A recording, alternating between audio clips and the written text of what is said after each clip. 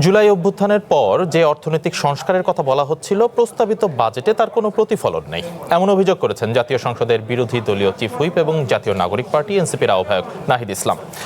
দুপুরে চট্টগ্রাম সার্কিট হাউসে সাংবাদিকদের সাথে মত বিনিময়ে নাহিদ ইসলাম বলেন, বাজেটে রাজস্ব আয়ের যে লক্ষ্যমাত্রা ধরা হয়েছে তা বাস্তবায়নযোগ্য নয়।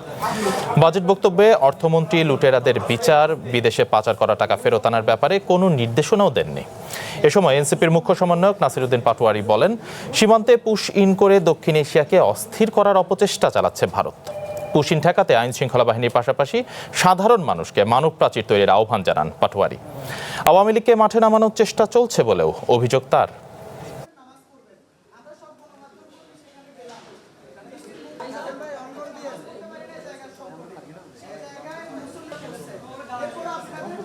সরকারের এই বাজেটটা আমরা মনে করতেছি এটা উচ্চাভিলাষী। পাচারকৃত টাকা কিভাবে তারা আনবে, এসালাম সহ এই বড় বড় যারা মাফিয়া অলিগার্ক রয়েছে, ফ্যাসিবাদের দ্বারা পুষ্ট হয়ে যারা জনগণের টাকা লুট করেছে, এখন বিদেশে আছে, বিদেশে টাকা পাচার করছে, তাদেরকে কিভাবে বিচারের আওতায় আনবে সেই ধরনের কোনো বক্তব্য কিন্তু আমরা পাইনি। পররাষ্ট্রনীতির ক্ষেত্রে সরকার নতজানু পররাষ্ট্রনীতি নিচ্ছে, ফলত ওইখান থেকে প্রায় 30 লক্ষ শুধু মুসলিম পরিচয় হওয়ার কারণে অবৈধ বাংলাদেশ দিয়ে বাংলাদেশে পাঠাচ্ছে তারা, এবং সীমান্তে তারা মানবতার জীবনযাপন করছে।